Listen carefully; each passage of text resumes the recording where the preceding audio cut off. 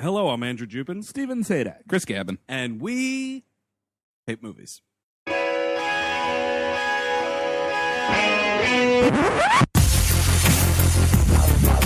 all go a little mad sometimes. You know, it's Halloween. I guess everyone's entitled to one good scare, huh? Sometimes that is better. Zombies have entered the building. They're at the door. They're coming in. It is time to keep your appointment with the Wicker Man. They're coming to get you, Barbara. He's sick for fuck's sake. You've seen one too many movies. Now, Sid, don't you blame the movies. Movies don't create psychos. Movies make psychos more creative. Put the fucking lotion in the bag! What an excellent day for an exorcism. Hello, everyone. Welcome to We Hate Movies. Thank you for tuning in for the second week of our Halloween Spooktacular 2013. This week, we're kicking off the discussion of Eric Red's 1991 confusingly terrible movie, Body Parts, starring the Lawnmower Man himself, Jeff Fahey, although he will always be Captain Frank Lupitas from Lost. Oh, of course he is. Of course he is. Because you know why? I don't want to remember how shitty the Lawnmower Man was. Was he a guy? He was in the first one too, right? Or was he this? He's in the. I don't think he's in the second one. Oh no! Wow, he stepped away. He said no thanks to Lawnmower They lost Man him and Pierce Brosnan, I believe. Well, of course you're going to lose Pierce Brosnan. But yeah, I bet you for the producers, losing Jeff Fahey was a bit of a surprise. Although I've never seen it. That must be a testament to how terrible the second Lawnmower The second Man one, movie you is. like. I've seen it on like a battered VHS that I found in some store somewhere. It is fucking atrocious. I think that's how that movie came out of the Chinese factory that was making them, as battered VHS tapes. I have a quick impression of the noise that Pierce Brosnan's neighbor heard when Pierce Brosnan got the script of Lawnmower Man 2. Okay. Just that. Just one quick. Just a haughty Welsh ha. Yeah, that figures. Precisely. I think it's like Beyond Cyberdome or some bullshit like that. I really hope it's Beyond Cyberdome. It's either that or Pleasures of the E-Flesh, possibly. So Body Parts, speaking of flesh. Yeah, I mean, this is a cool. Like, so last week we did a franchise. It's your slasher. You're getting a lot of check marks on the old We Hate Movies horror list. This week we're taking a turn into body horror town, which is. It's a creepy villa is what body horror is. Yeah, it's a weird place that I wouldn't want to be registered to vote in, wouldn't want to own property in body horror town, but it is an interesting place to visit unless you go down Body Parts Boulevard. I mean, because this movie, in a nutshell, then we can sort of expand outside of the nutshell, but the nutshell is dude loses his arm in a car crash, gets an arm transplant. Transplant turns out to be from a dude who was executed on death row, killed a bunch of people. The arm starts making him have crazy visions. That's the summary of the movie. It explodes from there. But yeah, let's get into it. But I mean, the problem with body horror to me is that it's such you're either this or this, and it's either you're David Cronenberg, one of the best filmmakers currently working, perhaps ever, and on the other side is Trauma. Yeah, that's kind of where you're at, and like there's a few of them that like this that just hit in the middle spot, but it's usually either side of that, and like you always want to be on the Cronenberg side, but God help you if you ever get to the other side. That's the wrong side of the tracks of the body horror villa. Yeah, it's out. I mean, you gonna say something, Steve? Oh no, but. Yeah, and I know I've ragged on Trauma a lot on this show, and newsflash, I still think it's fucking terrible. But, there is something to be said for shooting yourself right down the middle, which is totally fine. And this movie had the chance to be there. Yeah. It had the chance to be right down the middle. And it's not that because of, the crazy paths that it goes down, does it make it a Trauma movie. It's still way, way, way, way, way better than a Trauma movie. Sure. But it's just like... here's Body Horrorville, and its mayor is the fucking stupidest person on the planet. No, it's a living hemorrhoid, like that bad Milo movie. Oh my god. Would Dead Alive be considered body horror? It's kind of. I mean, it's a zombie movie for sure, but you know, I mean, I think I would put it in there. There's a lot of like rotting. There's a lot of like that dude's face falls off in the soup and he eats it. Shit, yeah. Man, is he lucky Lord of the Rings came around. I love Peter Jackson. I fucking hate that movie. I'm sure that's going to get a whole bunch of remarks to me on Twitter, and I'm sorry, like horror fans. I just can't. I cannot watch that movie and be entertained. I will say that of all of the kinds of horror movies you yourself can find yourself in, body horror is the one I would if I had a choice. Like, I don't want to be in a body horror movie. I mean, I'll be the friend that goes ew, like in a body horror movie. But the subject of no, thank you. I'd rather just get fucking. You're saying now. Wait a second. So you're saying like somebody sees We Are Strangers at a film festival and is like, Steven, I want you for my body. Or are you saying if you, Steve Sadak, in the real world found yourself in the plot of a horror movie? If it befell me, I would. Okay, so you would wear a prosthetic vagina on your stomach should the case ever come up. Write that movie. Write it. Well, they did. That's video. But so you would take the role, but in real life, you would prefer to not find yourself in a body. Again, I could be the friend. Ew. Oh, that looks bad. That looks worse than yesterday. You're the guy whose only line is, "You should get that checked out." Yeah, exactly. I'm going to go out on a limb and say that's almost a universal feeling. What? I don't think anybody wants to find themselves in a body horror I don't want to wake up with a vagina on my stomach. No. Absolutely not. Lips on my head? No, I don't need it. It's disgusting. Yeah, I'd rather be in a really obtuse, complicated saw-like contraption where my balls get whatever, and then there's a pile of sand that's going to cause my dick to, whatever. You would last 6 seconds in a saw-like plot. Well, exactly. I'd be the asshole that accidentally breaks his neck before the contraption completes, and he's like, fuck! All he had to do was pull this pin. What an idiot. Would have been really interesting, but the fat idiot fell. No, he stayed up all night setting up this contraption. He fucked it up. Wasted all my fucking time. I missed the new Mad Men. This is bullshit. Oh, man. A put-out Jigsaw? That's fantastic. So this movie... A put-out Jigsaw that's a huge Mad Men fan, by the way. You want to play a game, Don? You play a game with your family's happiness every week? No, you're not supposed to like him. He's an asshole. Don't you get it? You're not supposed to like him. Who the fuck cheers for this man? Am I the only feminist in the room or what?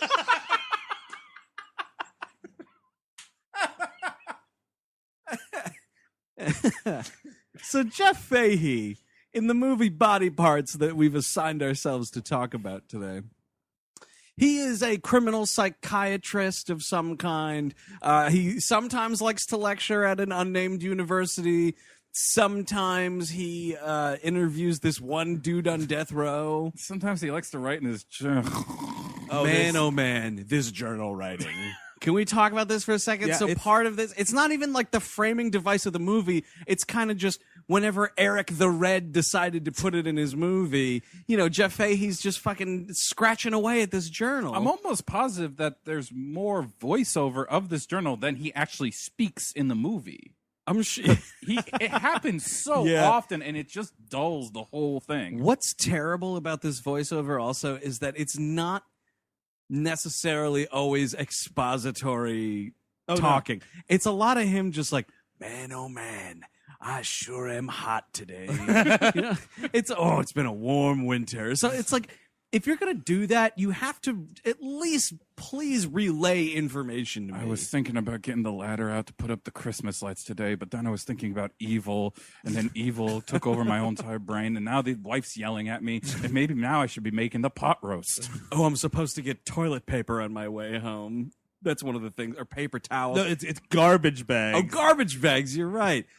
So yeah, one of these days he's going off to lecture at school or interview a serial killer or whatever's happening. Something. Yeah, whatever. Before we get into this, I do want to paint the picture. Mm-hmm. Can we talk about Jeff Fahey's haircut in this movie? Okay, yeah. It's not a good haircut. It's one of the, you got your 90s mullet, which is fine. It's 1991. We haven't overturned that wall hasn't fallen yet. The mullet wall hasn't exactly collapsed yet. Yeah, for an example, look at Jeff Fahey's son in this movie. Holy shit. He looks like every pre-1994 male cast member of a Nickelodeon show. I'm looking at you, Bobby Budnick. Oh man, that fucking Budnick mullet is just the worst of them all. But and that's what this is, a Budnick mullet. But he's in the kid is from Are You Afraid of the Dark? Oh, are you serious? Yeah, he is one of the kids. Speaking of classic Nickelodeon programming, but he has got what I like to call the backfire mullet, where it's it's going at the top. You're talking about Jeff Fahey? Jeff or the Fahey kid? specifically. Okay. It's you got your short top, and then it goes back, and it's like a car just blew out its back tire.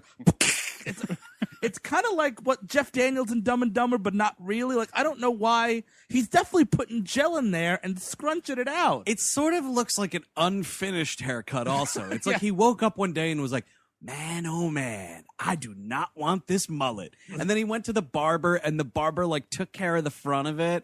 And then the barber looked at his watch and was like, well, you'll have to come back tomorrow, and closed up the shop. And Jeff Fahey was out in the cold like, well, now I got this fucking car crash mullet here. This is terrible. Well, I mean, he clearly has put a comb to swipe it to one side. Yeah. But he doesn't have the mousse to keep it there. So whenever he gets a little sweaty, which it turns out is a lot in this movie, it looks like garbage. Well, because he's wearing so many mock fucking turtlenecks. You want to talk about a waste of 90s time. It's mock turtlenecks. I want to get a look at this guy's closet because I have a feeling there's quite a few mock turtlenecks going on. Oh, there's a here. bucket of them, I think. So Jeff Fahey gets in his car and gets in one of the top 4 worst car accidents in history. Like, this is fantastic. What a fantastic car accident. I mean, for movie magic wise, like, I mean, it's a tragedy. Sure. If this were to happen in real life. But there's a lot of similarities here to one of our favorite movies, one of our earliest films, Sir Michael Caine's The Hand. Mm-hmm. And I mean, Michael Caine just gets his hand footballed off his body. Right. But I mean, Jeff Fahey is dead at the end of this car accident. There's no way the worst thing that happens to him is he loses the arm. I'm going to say this, and you're going to have to imagine it, but somehow he goes through the windshield of his car and bounces off the top of the trunk of the car that hit him in front. It's insanity. How would that ever happen? This is, by the way, so he's riding along and he notices the car in front of him has a loose back tire. And he's just like, well, this isn't going to be good. And it falls off. He comes to a screeching halt behind this guy, and then they get rammed by a fucking semi. He goes through the windshield, and I guess, like, he loses the arm because he puts his arms out in front of himself to shield his face, which, come on, he barely has a scratch on that head. Like, this dude's dead. But yeah, through the windshield, off the hood of the car in front of him, and then, like, up into the air and then down on the street. Yeah, right. The worst thing that happens to you is you're losing an arm. That truck wins fatality. That's how that works. Just that truck. Reb Brown, or whatever the fuck his name is, driving that truck, wins fatality. Well, yeah, I mean, if the only real problem you have after this is that you need a new arm, frankly, I'd start believing in God. That's a great problem to have after that kind of a car accident. Am I the only one who, the first time I watched this, when you see that little, the tire going loose, everybody else was like, is this a medium movie? Do you think, like, someone was mentally taking that tire off? Well, no, he was like, I see my whole this is what's gonna happen. Oh. Because, like, if I saw something like that, I'd be like, okay, I'm gonna slow down a little bit, get away from this car a little bit. Can I get this next lane? Thank you, sir. Yeah, totally. Just pull over. Like, oh, that's gonna be bad for that guy. I'll wait back here. Yeah, exactly. Why do you keep driving? I guess it's because he's using his tape recorder. I don't know the situation he has here with his secretary. Yeah, this is very confusing. He doesn't want to talk to this woman, so he leaves her little recorded tapes, and then she has to listen to her tasks for the day because he's like, now when I get to the office, I need you to do the following things for me. Pick up garbage bag, like all this shit. And I'm just like, why don't you just talk to this person? Now, Margie, if you're listening to this, I've been in a horrible car accident. Maybe that's what it is. He records these things in case he's in a horrible car accident. He's just a little paranoid, you think? Maybe just a little bit. Now write a note about the car. Man, that tire looks not right. But anyway, don't write that down, Margie. Anyway, Gotta make sure that my lectures are that guy is really doing something with that tie. There's a lot of smoke coming out of that hood. How did that pass a health and safety inspection? What did that truck driver sit on a tack? What's his problem? Anyway. Oh no, I'm dead. So we cut to the hospital. And Kim Delaney, the loving wife, is approached by Dame Lindsay Duncan, by the way. Who is fantastic in The Weekend with Jim Broadbent coming out soon, by the way. And she's also the mother in About Time.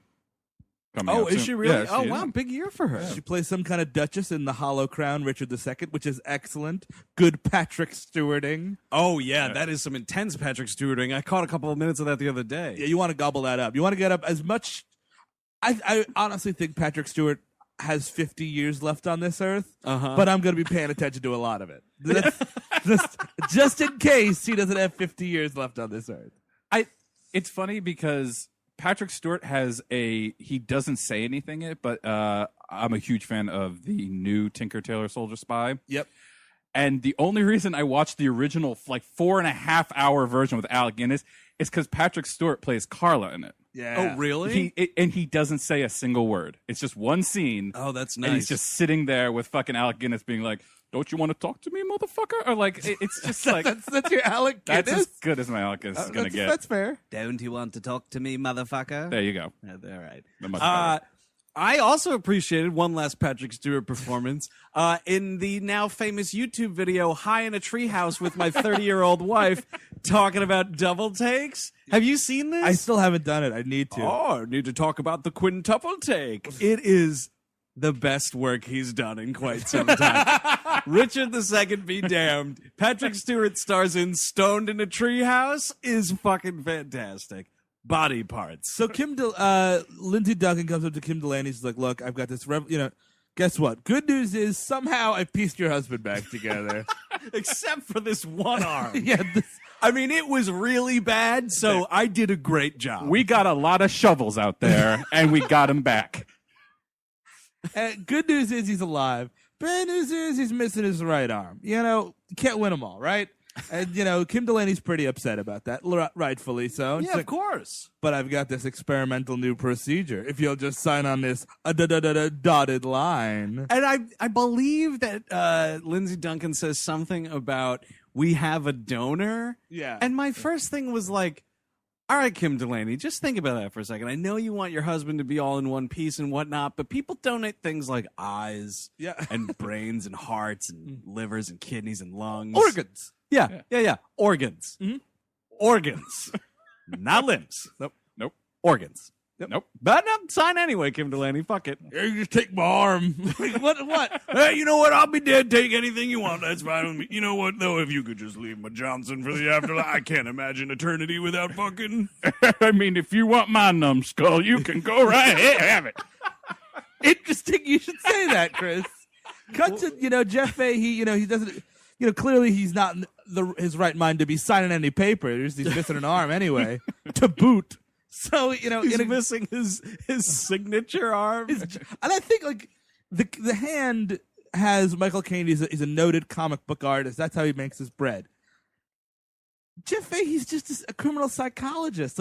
What's the problem? If anything, that totally adds to your mystique if the following happens. You are recruited to the FBI to help out on some crazy profiling case. Yeah. And in walks this dude that looks like Jeff Fahey with a fucking explosion oops mullet, duster, and one arm is missing. He's the only guy Mulder will trust.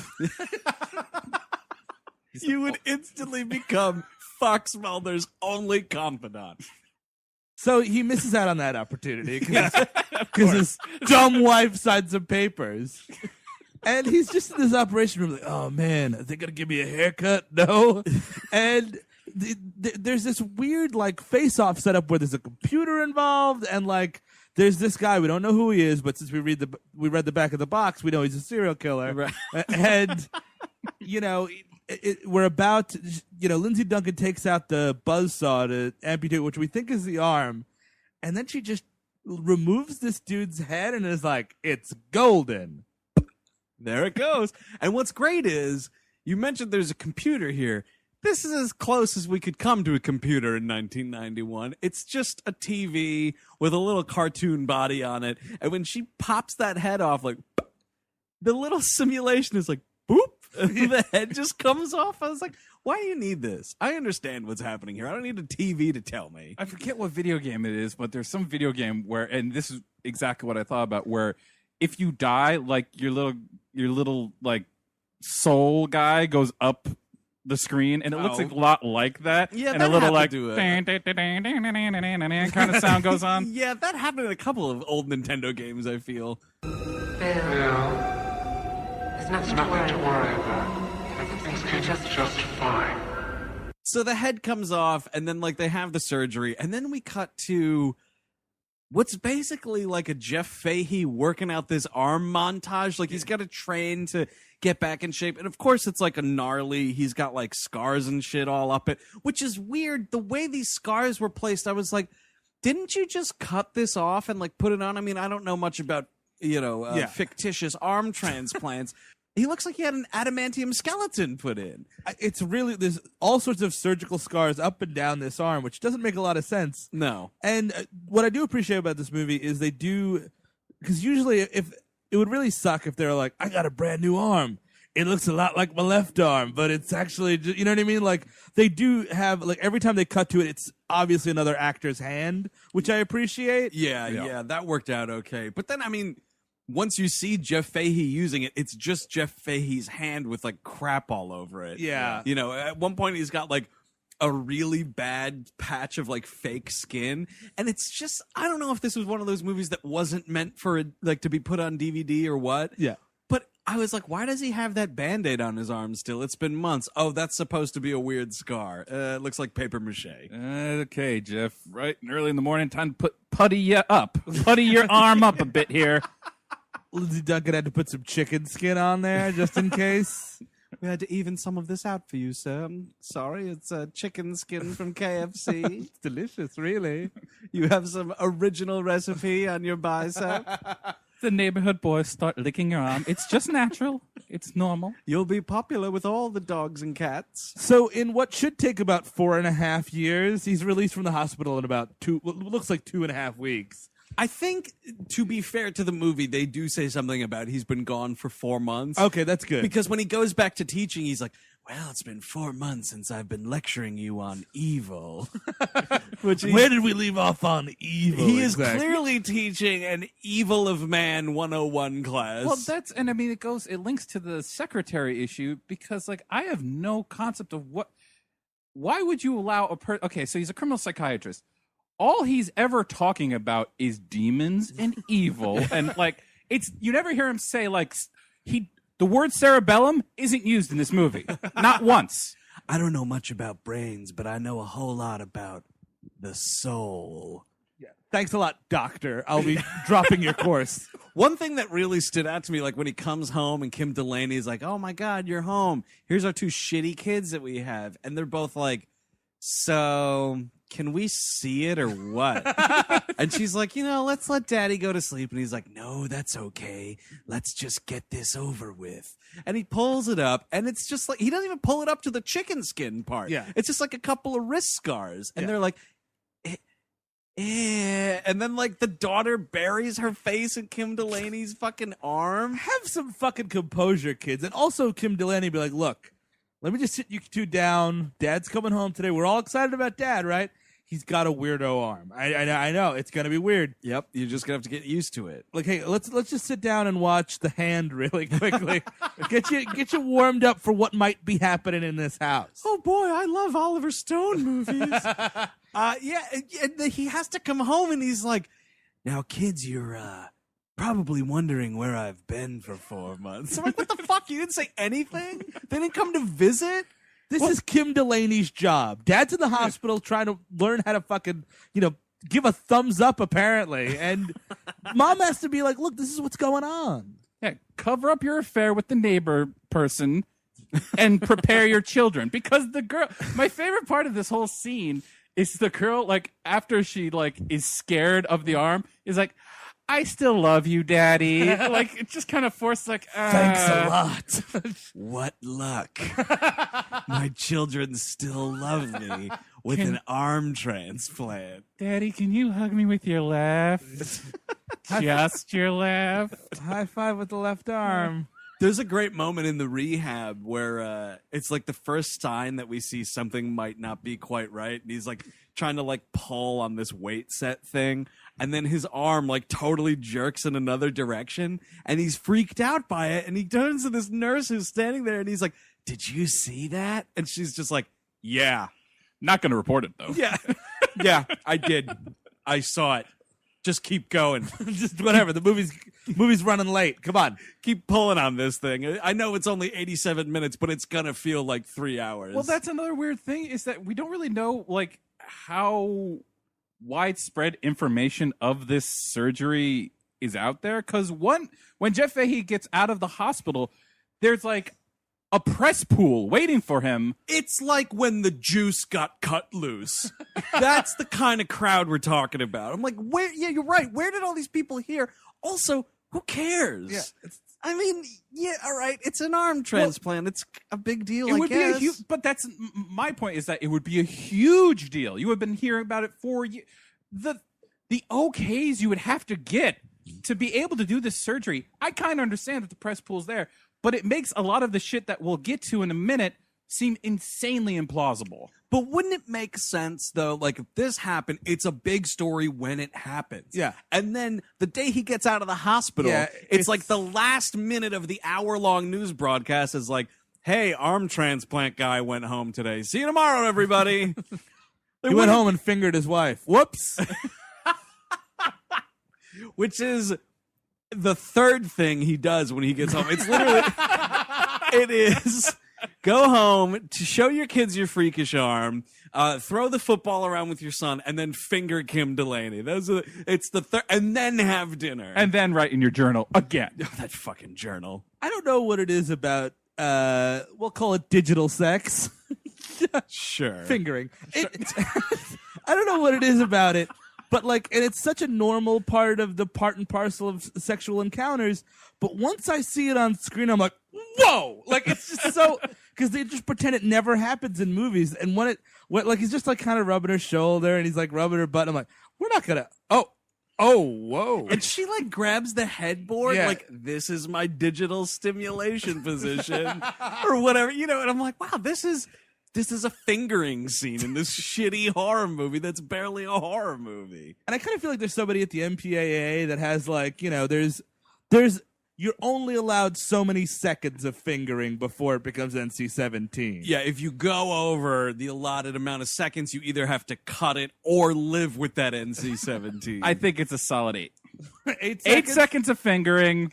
Or implied fingering. Uh-huh. Yeah, it's implied. I mean, you know, obviously, it's implied. Yeah. I mean, Kim Delaney's a respected actress. Yeah, a lot of digital effects.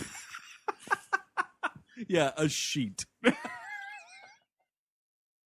But you think there's like a dude like, we'll call him Alan Q Censorship, and he's like sitting at the office at the MPA with a stopwatch, and he's like, oh, get ready, here's a fingering scene, I'm up. Click, and he's like watching, like, all right, hurry it up, Fahey. That NC-17's gonna be calling your name soon. You may be rounding third, but you're out. I never got the bases. I'm not sure if that was correct. That's correct. Oh, good. All right, Yeah. there you go. So you naked in a bed, fingering a girl. Yeah, that's third base. Chris Cabot approved. The dumbest thing about this movie is he goes back. So Wow, that's you're about to really say something here. Then he goes back to his normal routines. You know, he's talking to everybody about evil. He talks to this other guy on death row, and the death row guy, this is when we realize something might be wrong. Death row guy's like, "Hey, where'd you get that tattoo?" And he looks at it. He's like he hasn't looked at this tattoo before on this new arm. Like that's. And he's like, "Oh, really?" And he's like, "Let me investigate what this might mean. This tattoo that I have on my new arm that I've just pleasured my wife with." And it's a word too. I don't remember what the word is, but Striker. Striker, yeah. And he's like, "That's only given to people who are on death row. What kind of doctor are you?" Kind of a thing. And you're right though. It's just a word on your arm. Like you would notice it immediately, way before the fingering. Before I go into that bedroom, I want to know what all my tattoos stand for. Was I in a Russian prison? What is going on with this arm transplant? He finger. Sorry, incorrect.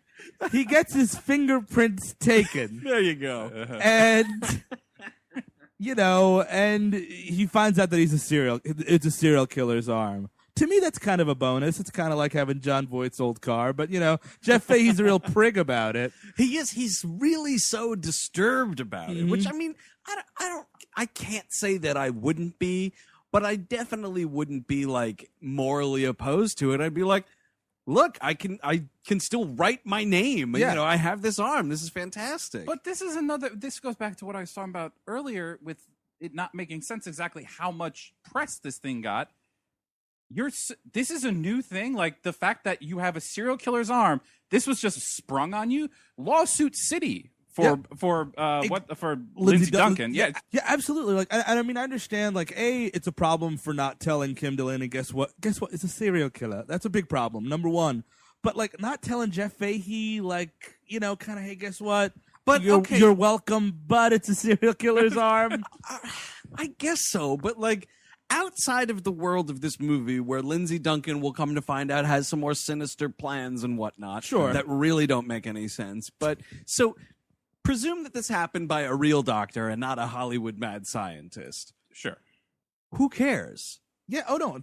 I mean, what does it matter? Like, I think somebody would have quite a lot to say about it if you're using fucking death row inmates to just butcher them and like put them. They make you swab the fucking arm of alcohol before you fucking get the injection. But it's not like they killed this dude for the purposes of the experiment. He was executed on death row by the prison. But they make a whole big deal later in this movie with the fucking detective character, which we'll get to. Whoa, this might be the most incompetent police officer in We Hate Movies history. But he does the old, like, when Jeff Fahey's like, how did this happen? How did this ever, the serial killer?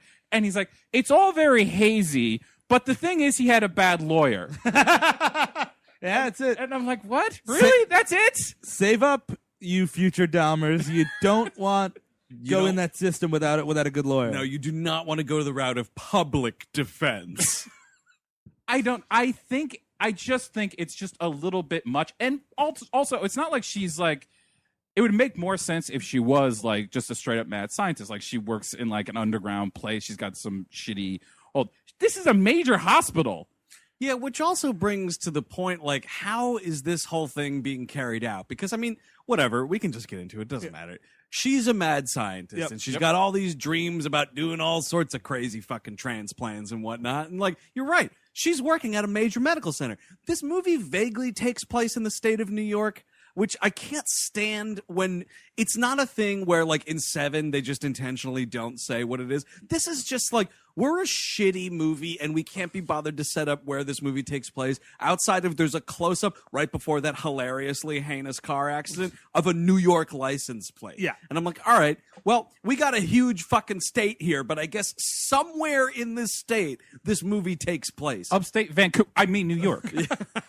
And I mean, noted feminist Jigsaw appreciates that there is a female mad scientist, not many of those. And I mean, actually, if Lindsay Duncan only kind of has the last, she's in like 5 scenes. She's really good. She's the only one commanding the British Empire in this fucking cast.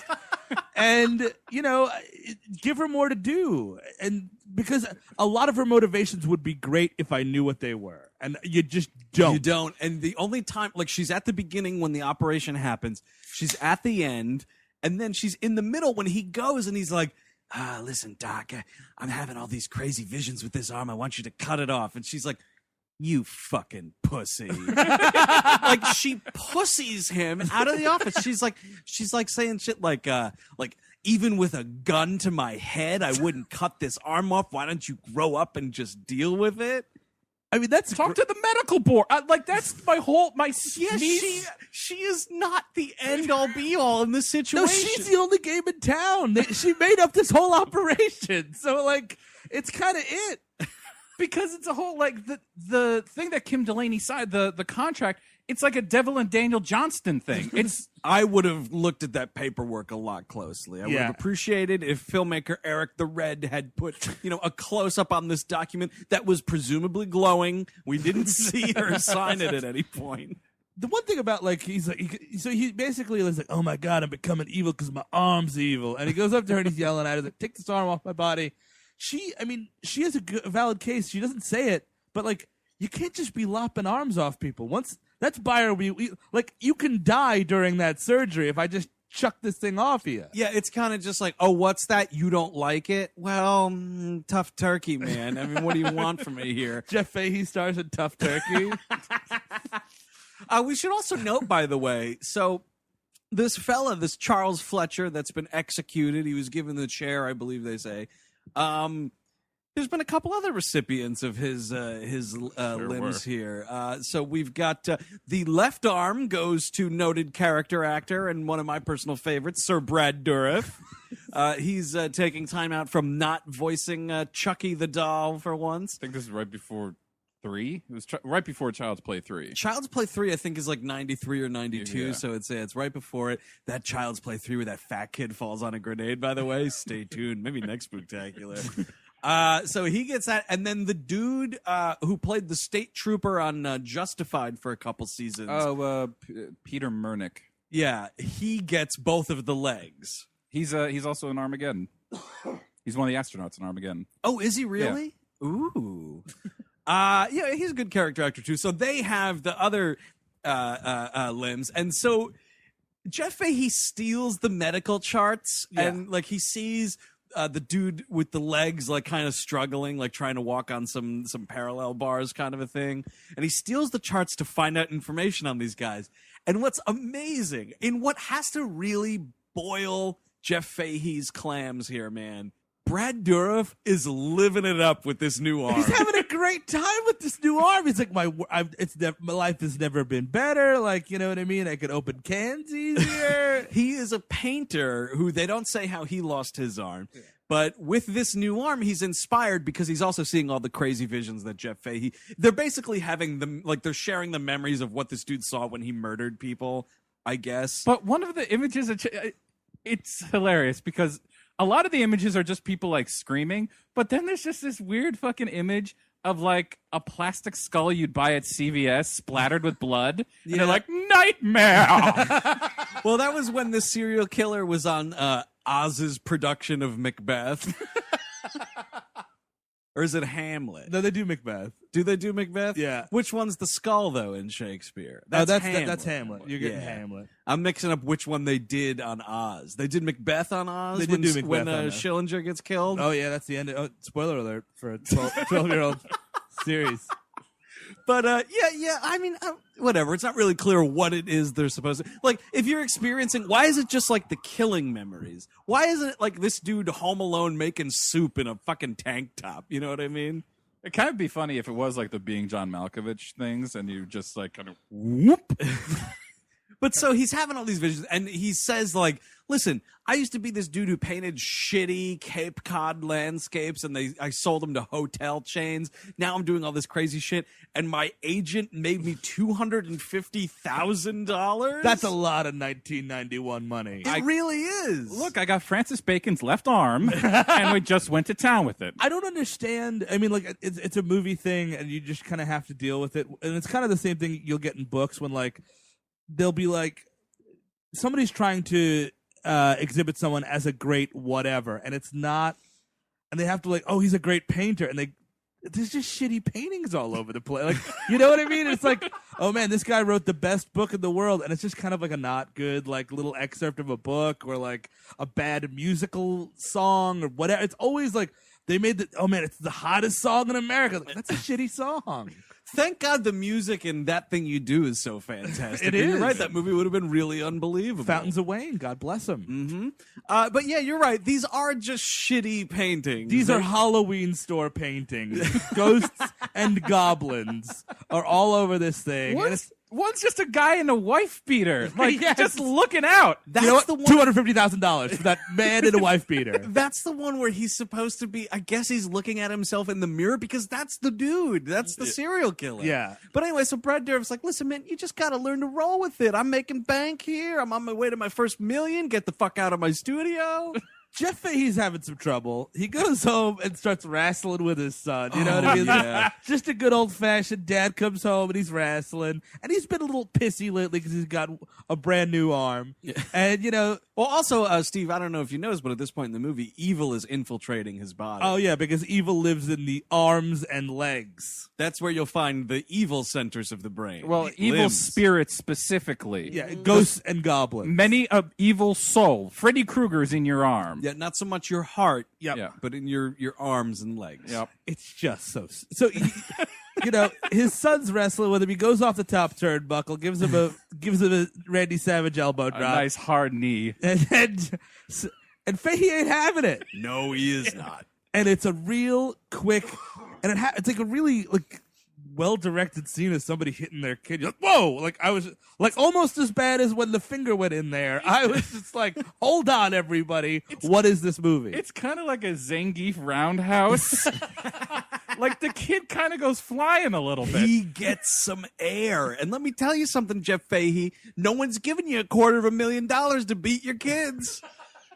You got to learn how to channel this shit better, man. And my favorite thing is while he's physically abusing his son, he verbally abuses his daughter because his daughter, at one point he's shaving. Oh, yeah. And it's like Jim Carrey, squeezing the ketchup out of his chin. Like, he's shaving, and he gets a little cut, and he's like, fuck, god damn it. And then the kid's like, can I help you? And he's like, get the fuck out of here.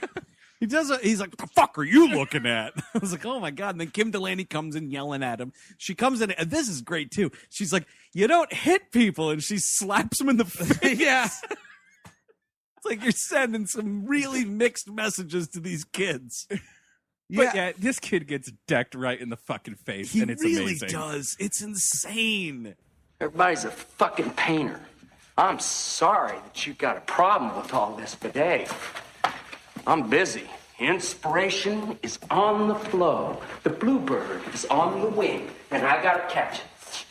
I got it. See, I'm working on my first million here. Nice talking to you. So Brad Dourif's a painter, and then so this other dude, the guy from Justified, and Jeff Fahey stalks him from the hospital to a YMCA where he's playing basketball, and this dude, there's something about Lindsay Duncan says something about that arm can do whatever you feel you want it to do or whatever, and I was like, well, that's vague. But I think what this movie's kind of implying is he just has to think it to believe it. Yeah. Because this dude, they're like, hey man, are you sure you're okay to play basketball? And he's like, yeah, I'm fine. I got to get back out there. So they're playing basketball, and this dude hard lines it for the hoop and fucking Shaq attacks this thing.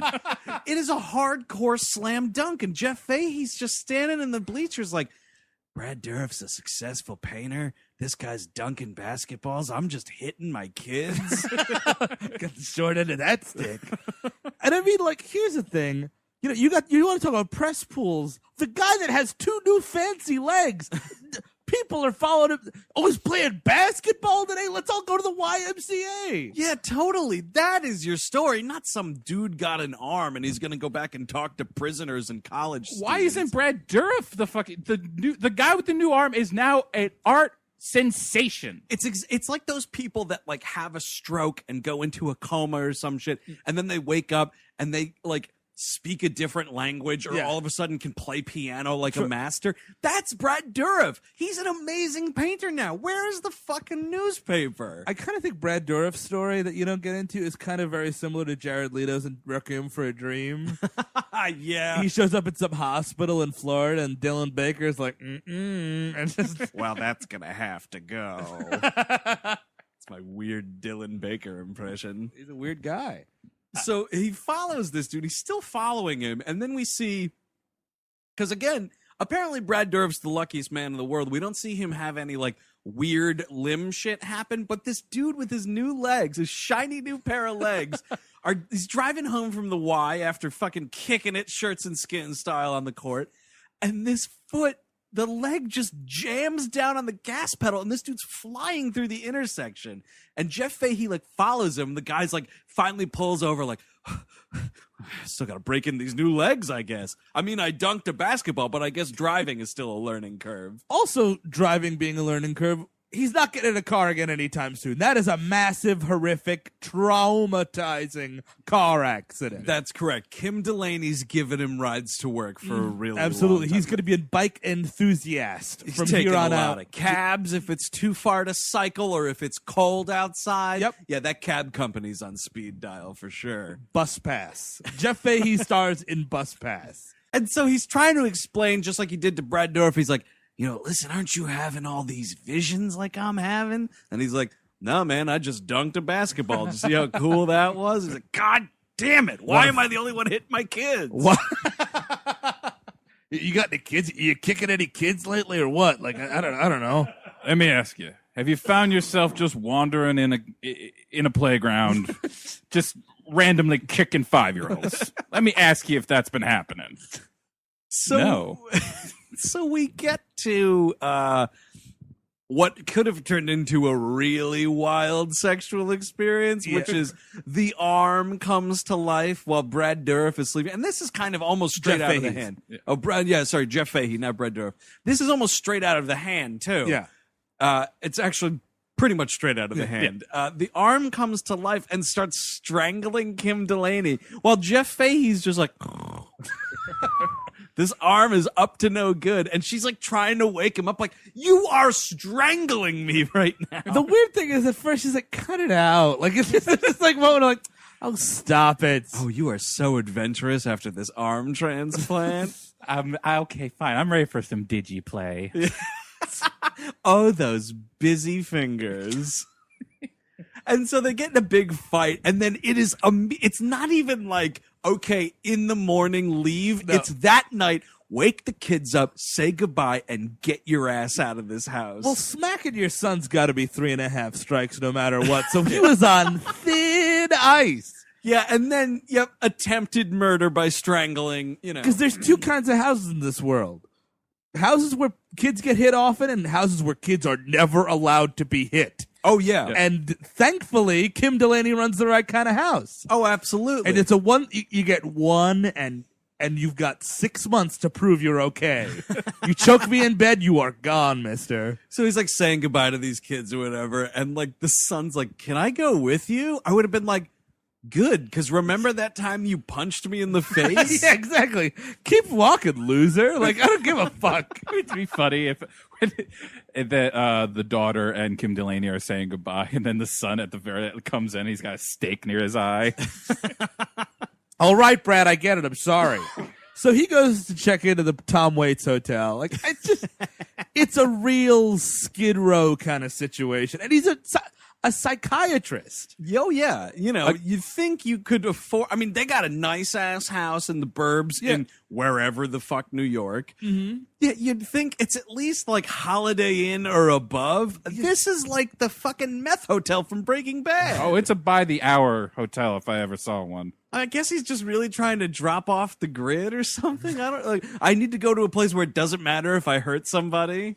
But speaking of and I hate to go back for a minute here, speaking about the kids and the sex, there's an earlier scene right after the fingering escapade where Jeff Fahey stars in The Fingering Escapade, the sexy sequel to the Thomas Crown Affair. Penned by John le Carre. You know what? Jigsaw is definitely going to desubscribe to this show. That's for sure. Well, it's just a bunch of pigs on that podcast. Want to play a game? A game where everyone's equal. Want to read Fear of Flying? Anyway, so after the fingering escapade, the next cut, it's downstairs. Jeff Fahey is going out for the morning, and him and Kim Delaney like make out in front of these kids. Yeah. And you're expecting the big ew or whatever the fuck. Instead, there's an eerie laughing riot going on. Yeah. Like Daddy's doing it. Like, it's really weird. It's like we're seeing what we heard them doing yesterday. It's the most unsettling point of the movie to me. Well, because it's weird, because he just walks off to work like, I did it. And then, like, she has to turn around and be like, what are you little perverts laughing at? I got to deal with this till you go to school. That's unfortunate. It's a good thing he's a psychiatrist. Jesus. It's a good thing you live in a house where you don't get hit, because I'd hit you right now. But that's unacceptable, so I won't. And she moves on.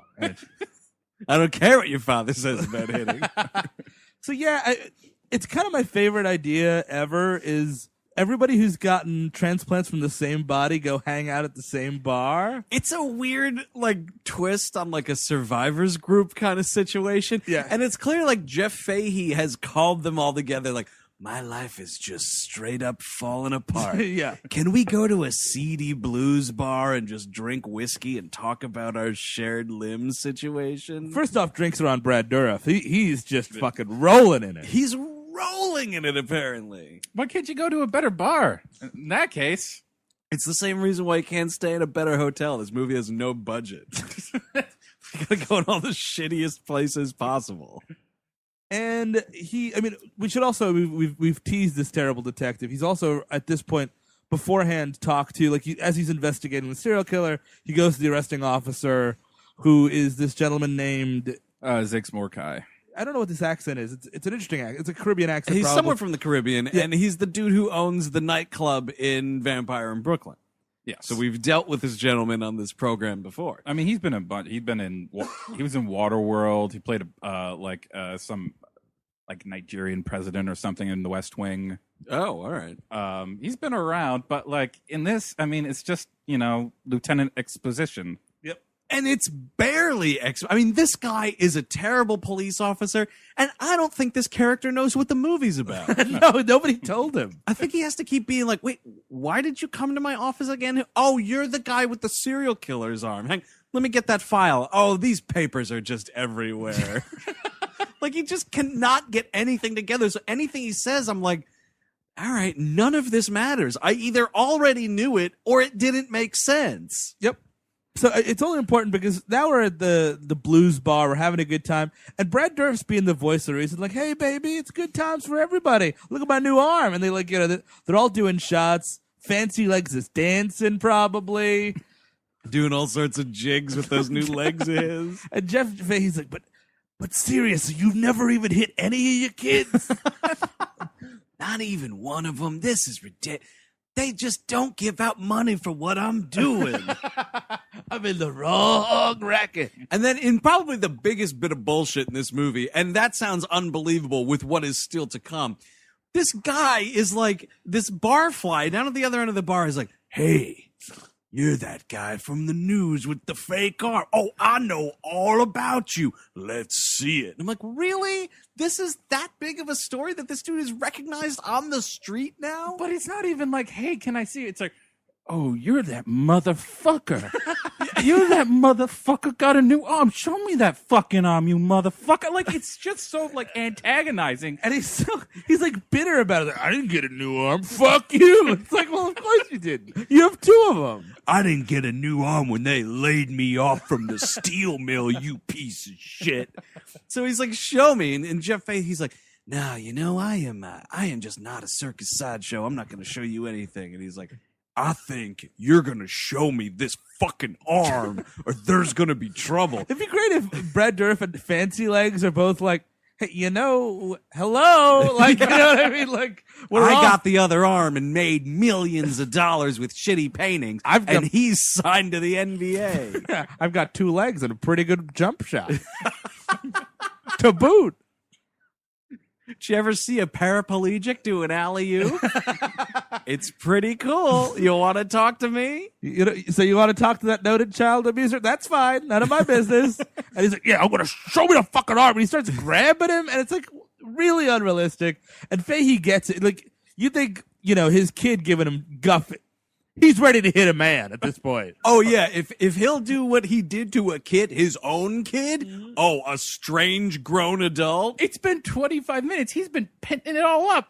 And he's just getting more and more frustrated because he's not good at basketball. He can't be creative. He still just has his shit job as weird kids that laugh at him while he kisses his wife. This dude has had it up to here with this shitty arm transplant. He's been sleeping next to rats in that motel. It's just bad news. Lindsay Duncan's just like, no fucking dice.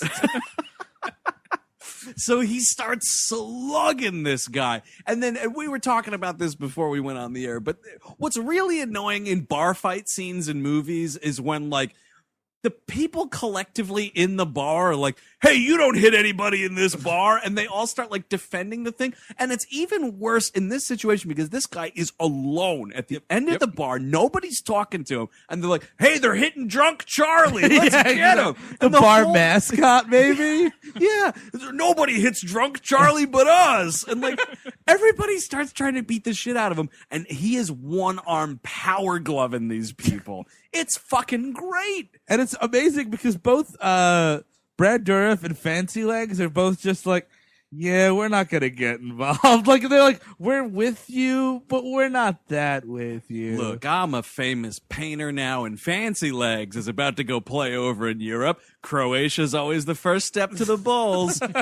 We can't get involved in this. But it doesn't matter because he's like turning this biker's face into hamburger, and he's beating everybody up. And then this is great, too. Like, the pacifist bartender in this movie, like, and this is a shitty bar, and this bartender's like, hello, police department, this is Johnny down at Moe's bar, there's a fight here, can you get down here? All right, coward. Like, it's a bar, handle yourself. Yeah, totally. Don't you have a fucking cooler on hand to figure this out? And then as if they were probably in the same fucking bar, because a minute later, Zakes, Mokae, and these guys funnel in for a bar fight. And what did he, Zakes Mokae, he's arresting serial killers and breaking a bar fight? Exactly. He's a homicide detective who got, like, he drew the short straw and he's got to do bar fight patrol tonight. It makes no sense.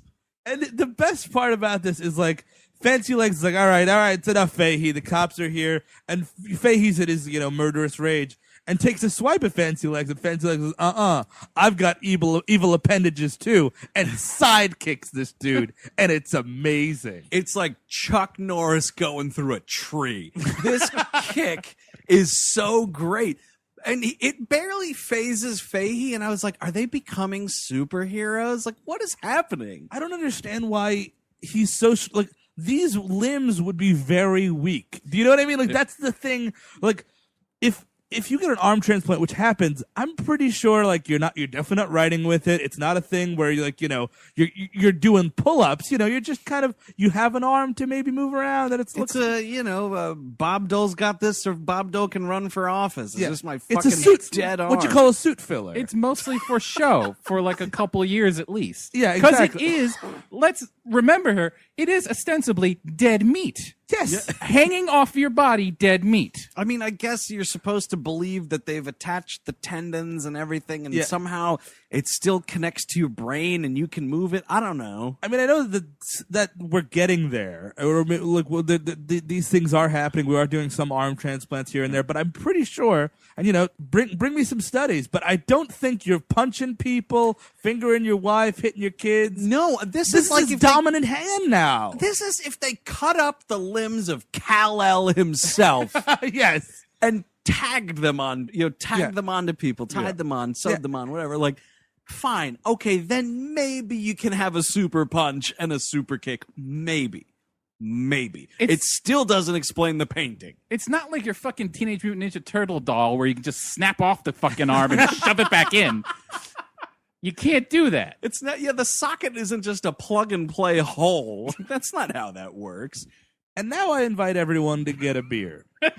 Yeah, you're right. Let's just give everybody a minute here. Because you're like, oh, this sounds like a wacky We Hate Movies movie. And like, you're right, it is so far. Yeah, there's been crazy fingering, hitting kids. Brad Dourif as a successful painter. All sorts of weird stuff we like talking about. This is the weirdest third act that's ever happened to a movie. It's so amazing. It's insane. And it comes at absolutely nowhere. Absolutely nowhere. And this was another case of Andrew Jupin presents, I haven't seen this until I had to watch it for the show. Mm-hmm. And so far we've talked about like, yeah, it's kind of crazy, but it's like whatever. And I'm sitting there watching it, and I was like, oh no, they did it again. There's nothing to this. Oh, those We Hate Movies boys, I'll have their heads until the third act of this movie starts. Because what you think it's going to be is that the arm is going to start actually killing people. Exactly. That would be where you would logically think this is going. Well, because we all know everybody's seen The Hand. Yep. We've all seen The Simpsons Treehouse of Horror that we're guessing this comes from. Yep. You know, let me know if there's an Outer Limits out there that covers this also, or a Night Gallery where this happens. I'm pretty sure it's not a Twilight Zone. Yeah. Could have been a Tales from the Crypt. It might have been a Tales from a Crypt that The Simpsons got this from, but when Homer gets Snake's hair transplanted on. Yeah, and you so think on. he's going to start murdering people and what have you, and like it's going to be a big standoff, and it's going to be him versus Kim Delaney, and she's going to have to like cut his arm off or something. That's a fine movie. Or the kid shoots him in the face. That's for punching me. Whatever. That's a fine body parts movie. Right. Fancy Legs is going up to his apartment, whistling a jaunty tune. Now, almost not as crazy as what we're about to talk about here, but so Fancy Legs has had the following evening. He gets a phone call from this guy who keeps calling him about this fucking evil arm transplant. It's like, all right, I'll go out to beers with this guy. They're drinking in this blues bar. They're doing multiple shots of whiskey. It's a hard living night. He had to power kick his friend. Like, it's really bad. Between going home from the bar, or between the bar and then the house, Fancy Legs goes grocery shopping. He's out of Bisquick. What do you want? It's just so ridiculous, though. You're out drinking in the middle of the night, and then you're like, oh, the grocery store is still open. I have a huge list of shit I need to get, because he's walking up these stairs with this huge bag of groceries, and I was like, you were just out pounding whiskey. Also, by the way, it seems like Fancy Legs lives in an elevatorless building.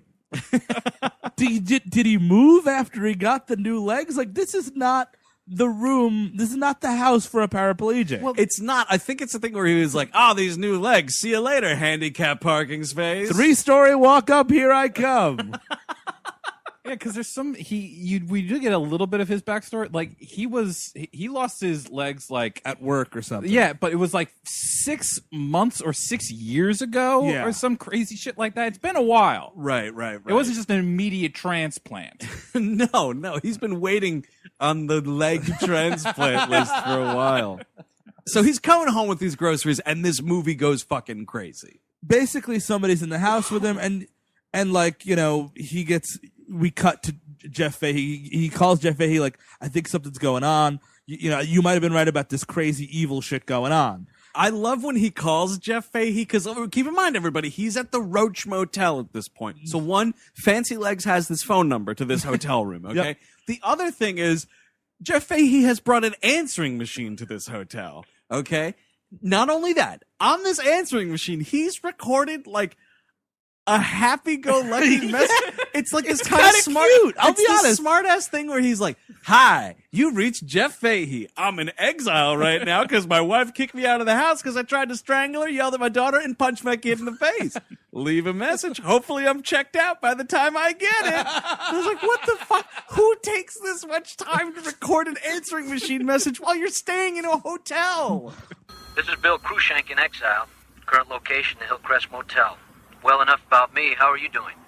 Leave a message at the beep and tell me all about it. Believe it or not, I've been kicked out of my house. Maybe I'll kill the dog next week. Tried to strangle my wife in her sleep. I beat my son. Now I'm out on my ass. I'm talking to the police. Believe it or not, I'm in jail.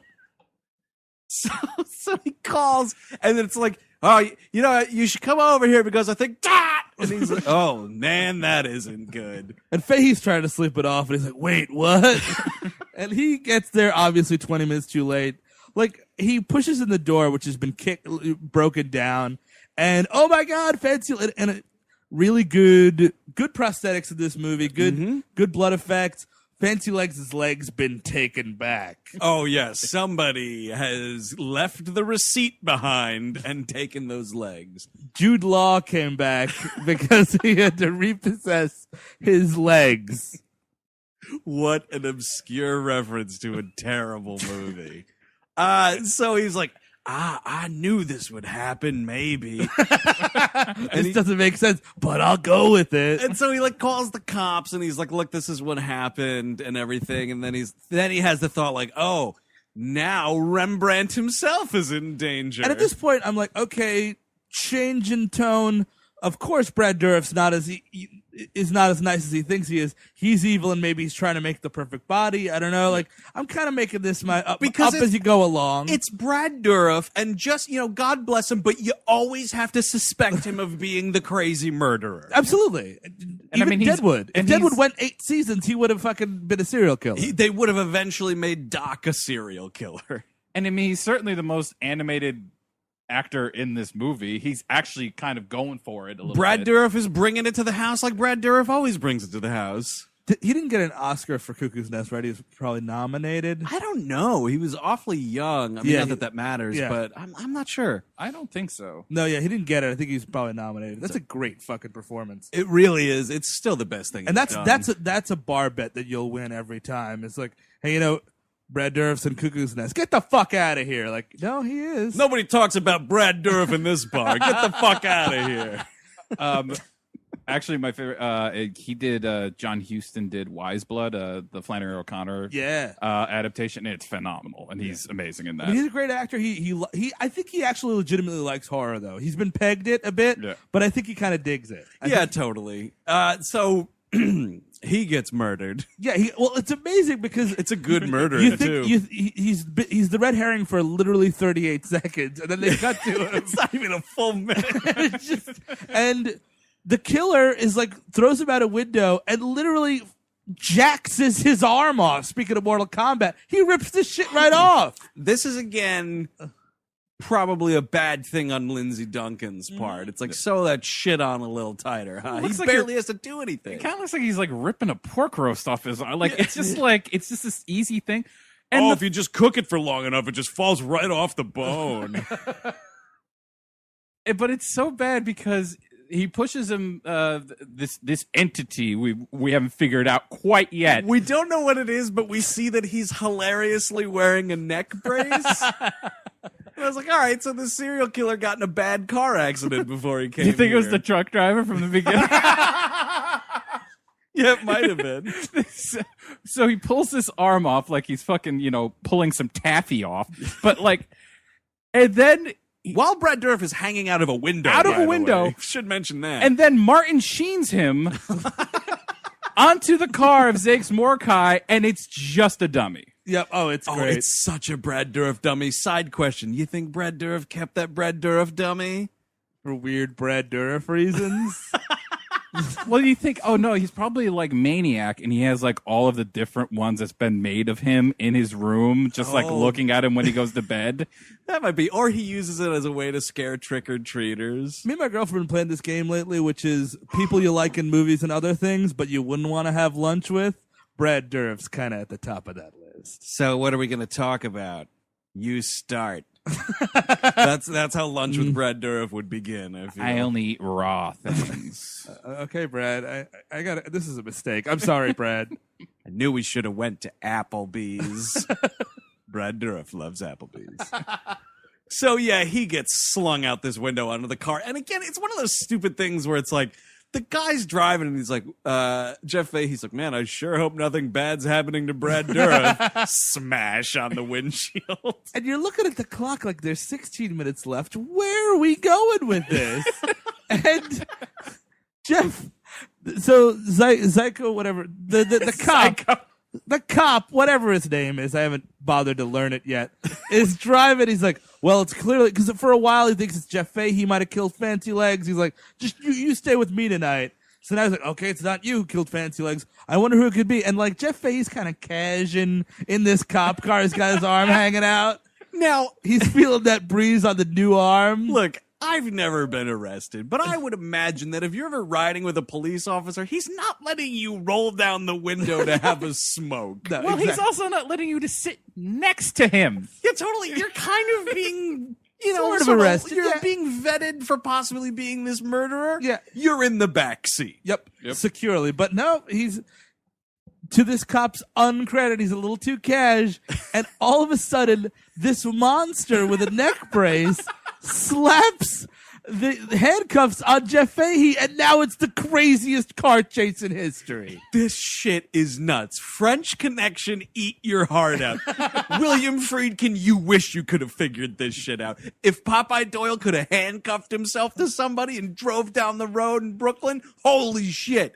This monster is driving this car mid pass, does this handcuffing, and they're just like stuck together. And Jeff Fahey's like trying to punch this dude in the face, but also he's like, all right, well, if I just get in the car with him, I won't lose this arm hilariously again. And he's like, shoot him. And the guy's like, I can't get a good shot because I got Jeff Fahey in my way.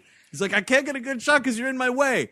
And I'm the worst police officer cinema's ever seen. And we're driving 90 miles an hour with a car tethered to another car. And apparently, what's great is the monster driving is not at all like put out by this. He's just kind of like got one arm on the wheel, one arm on Fahey. Like, here we go.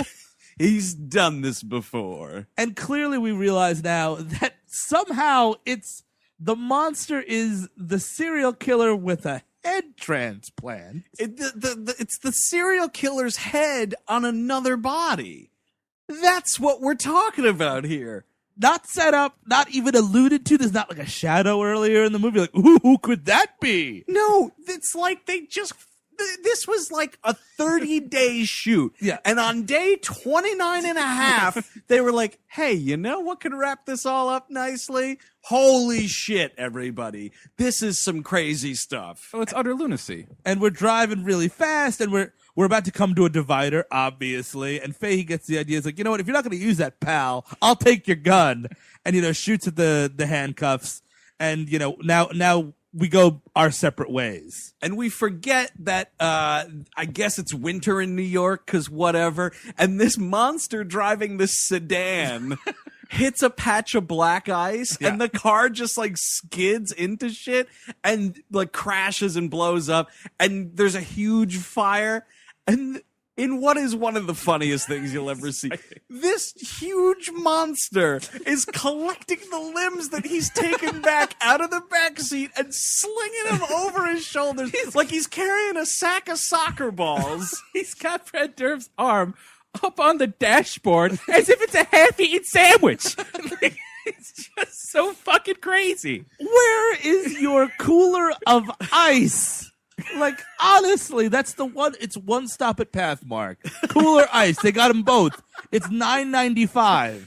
You granted you have to shell out for like the big like coffin size one. Oh, sure. Because you don't want to like fold the shit into like a small little Coleman cooler, He's carrying it like he dropped his textbooks. He's just like, whoa, got this one. He's got two human man-sized legs and an arm. He's just like moping down the street with these limbs like, it's a living. It's like if you bought 3 watermelons. You can get one under each arm, but then you got that third one. What are you going to do with that third watermelon? Why did I buy so many watermelons? Trying to juggle Jeff all these. Fahey stars in Why So Many Watermelons? So somehow Jeff Fahey's like, well, I know how to stop this. And the cop at this point has gotten out of the car to fire at the monster and failed. Jeff Fahey steals this police car.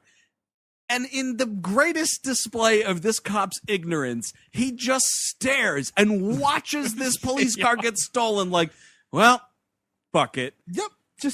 There's not even like a fist shaking, like, get back here, Fahey. He's just gone. And he's like, well, back to the precinct for me, I guess.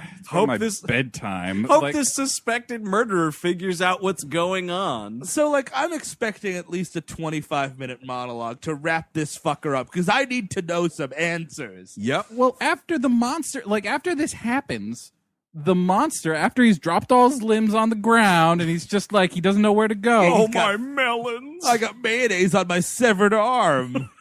Lindsay, and this was where I was really like, wait, what? Lindsay Duncan comes out of nowhere. I guess she's been following them. Sure. Oh, yeah, her and a henchman. She's got a henchman. It's a henchman / male nurse. You cannot a henchman with a PhD. You cannot have a third act henchman. I will. throw it right in the garbage. No, it's like if all of a sudden, like, Jack Nicholson's driving into the church and he's like, meet my friend Bob. Like, who the fuck is Bob? Exactly.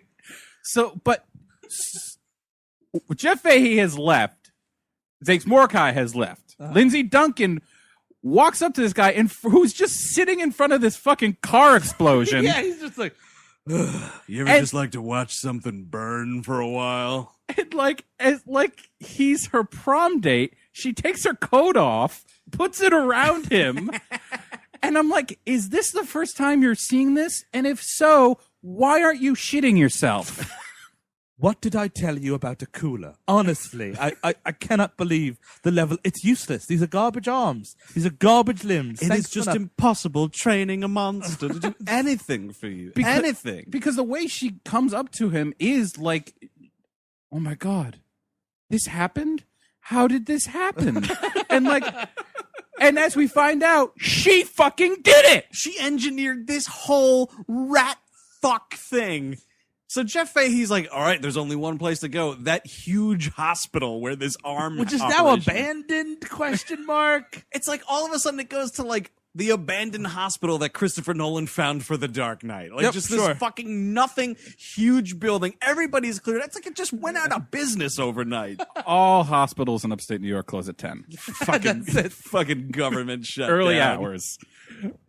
So he goes to the lab, and in another turn of just utter madness, walks in, and there, like a scene out of Hellraiser, is this dude's torso, the one arm and the two legs, just fucking swinging in this box. It's like an aquarium. It's an aquarium for fucked up body parts to hang out. It's where Luke went after he got frozen in Empire Strikes Back. They borrowed that tank and put a bunch of crap in it, including a catheter, which I didn't like. I'm sure the one thing that wasn't gonna make me say this movie's bullshit. How is that living torso supposed to piss?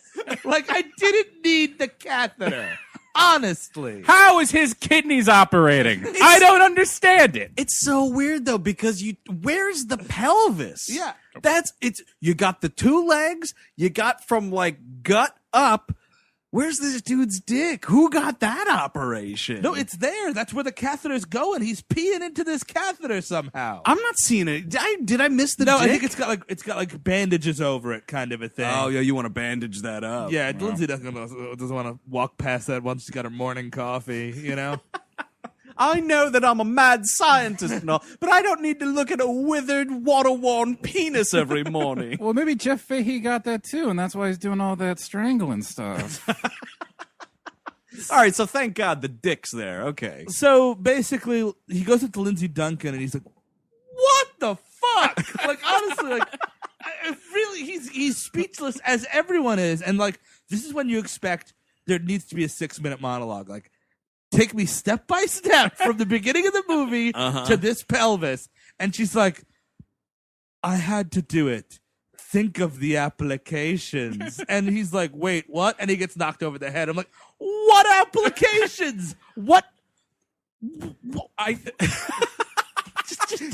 need to just shut down. That was hilarious.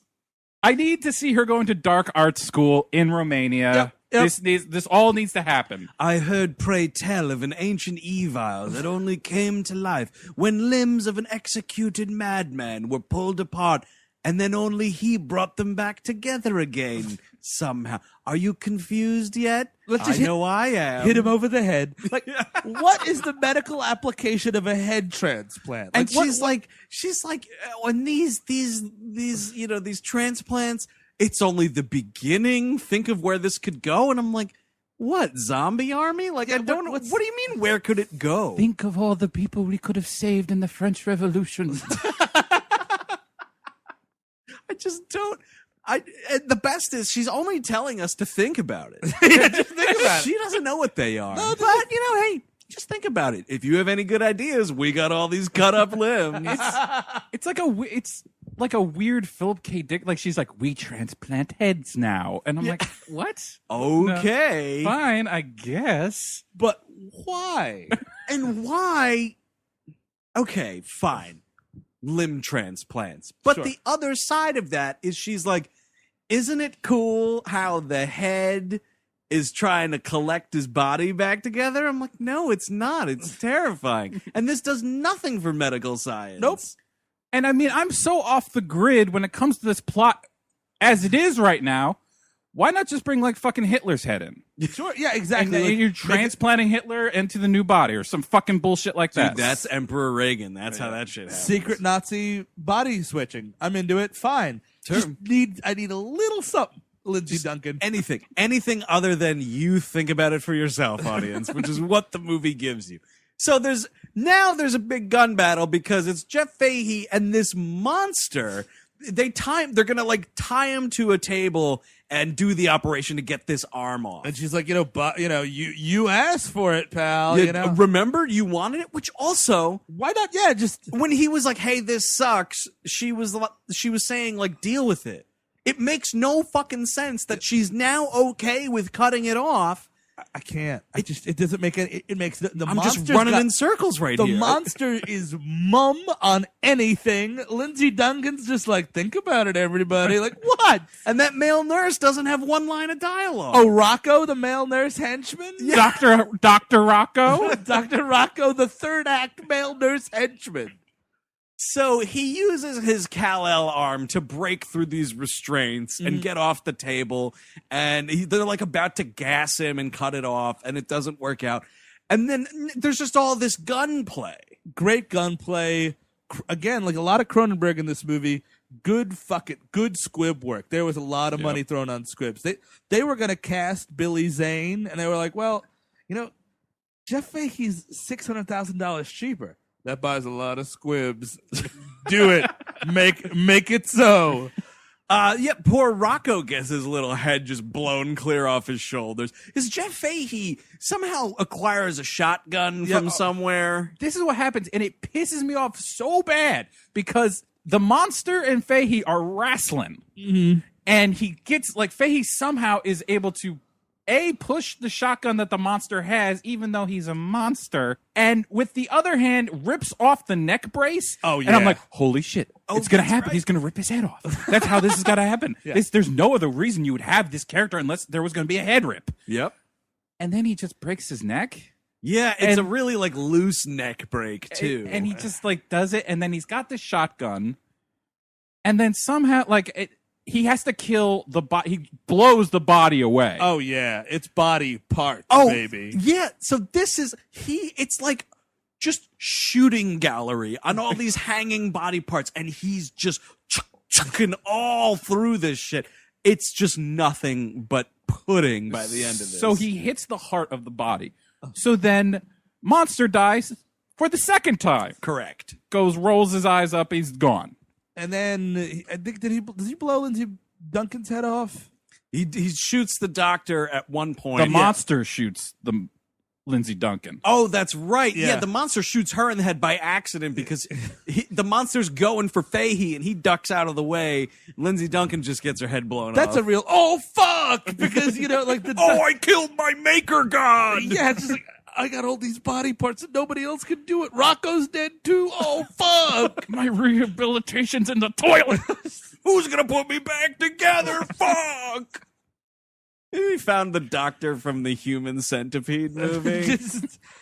I don't even know. I'll do it.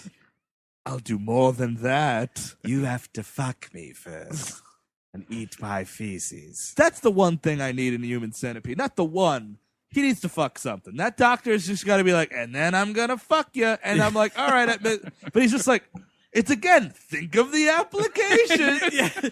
This will change everything. Well, okay, but are you going to fuck us? No? Then why are you doing this? The applications. Like, no, give me a medical reason this would happen. I suppose these applications could be sexy applications. But it will only remain applications. Yeah, that doctor's got to fuck something in that movie. Chicken, something. Somebody's going to fucking something. So anyway, this monster comes back for one last scare and is alive again somehow. Yeah. And Jeff Fahey finally just like shoots it in the head. It's a fucking then that Gallagher head explodes. ending. Yeah, there's man. a lot of watermelon bashing in this movie, which is cool. It's fantastic. Mm-hmm. And then somehow he explains all this to the police officer who's like, well, that all checks out. That's fine. You're free to go. You're Fuck free it. to go with your new arm. And then we end in a park. We end in the park. He's just writing in his journal, and he's like, for whatever reason, again, question mark. He's like, after I killed that monster, the arm stopped being evil for some reason. I guess there was no point at all to this film. Good night. Like, wait, what? It has to end with him losing the arm and being like, you know what? I'm just going to resign myself to learn to live with one arm. Maybe I'll get a cool robotic prosthetic in the future, whatever. But for now, I'm cool with this. Better ending is Zakes Mokae is like, finally shut this down. Like he has like some effects that he has to give back to Jeff Fahey or something. Finally closed the case on this monster that's been running around. He goes to his house.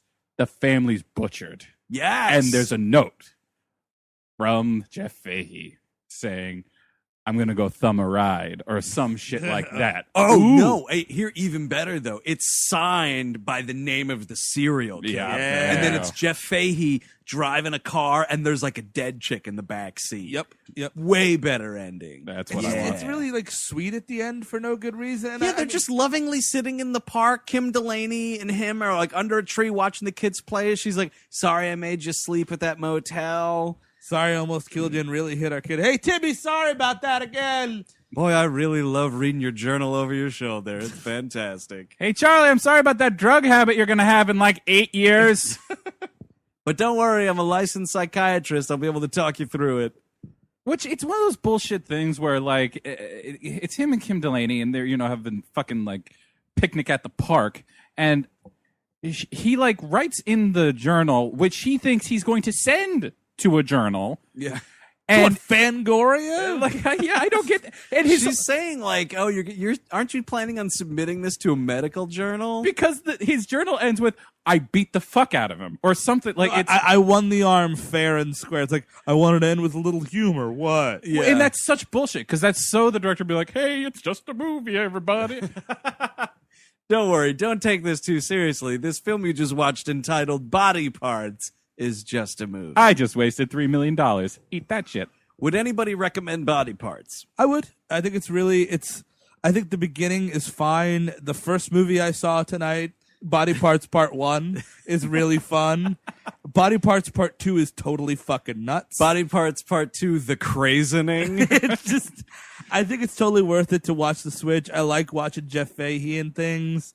I like Lindsay Duncan. I like The Monster. I like Brad Dourif. Yeah, it's a strong recommend. Yeah, it's a recommend. Everything, I mean, it's just so fucking crazy. Mm-hmm. And it really does earn that kind of just insanity that you want in a movie like this. It doesn't try to play too much towards the chest with that stuff. Yeah, I would totally recommend it. It's got a good atmosphere to it. Yep. I've mentioned on the show all the time, I love atmospheric horror.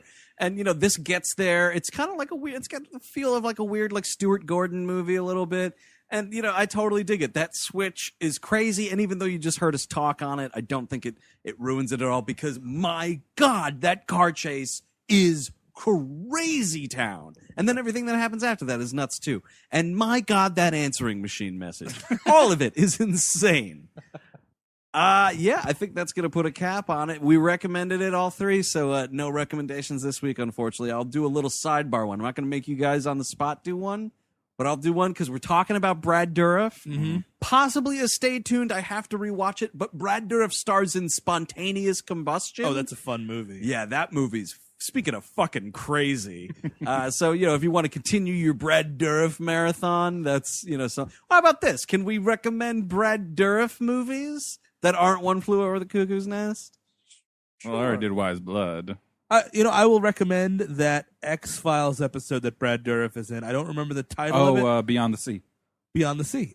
He plays a serial killer. Big surprise. And I think it's after Scully. Like, what is going on? Scully's father dies in the beginning. Yeah. And, like, she's communicating with him through Duraff. Yes. Oh, that's now I remember that. It's episode. a great episode. It's It's a great great guest episode. turn. If you want a good guest spot on your television, give a call to Brad Dourif. He'll show up. He'll show up and figure something out. Yeah, there you go. That's a good call. Plus, then you're watching still good stuff from the X-Files. Yeah. It's before that show got shitty. What did you say? What was the other thing? Wise Blood. I would just say Wise Blood again. Wise Blood. Yeah, Yeah. the John Huston movie. Yeah, that's for sure. It's a wonderful movie. And on that note, read Flannery O'Connor short yeah, stories. 'Cause sure. she's fucking great, too. Actually, this is based on a Flannery O'Connor short story. Oh, Body Parts. Yeah, No kidding. Yeah, that makes sense. Yeah. Where does the hand of God fit into all of this? Probably with that fucking answering machine tape. God told him to do that, that's for sure. That's going to put a cap on Body Parts for this week. If you want to get a hold of us or find out more information about the show, check out the website, WHMPodcast.com. Like our Facebook page, and be sure to follow us on Twitter. We are at WHM Podcast. Right into the mailbag, weallhatemovies@gmail.com. If you have any other insane Brad Dourif recommendations we have not mentioned here, maybe we'll read them on a mailbag episode yet to be released. The Spooktacular rolls on next week. 3 more episodes. So excited about goddamn October. I love Halloween so much. I'll do a hint because literally there's 100 movies that this could be. Stephen King. Yeah, there you go. Stephen King. Start making your guesses, everybody. Check us out at The Pit, October 17th, 9:30 p.m. We're talking Scream 3 if you want to hear us rip on Wes Craven one more time this year. Until next week, I'm Andrew Jupin. Steven Sadak. Chris Gavin. Take it easy.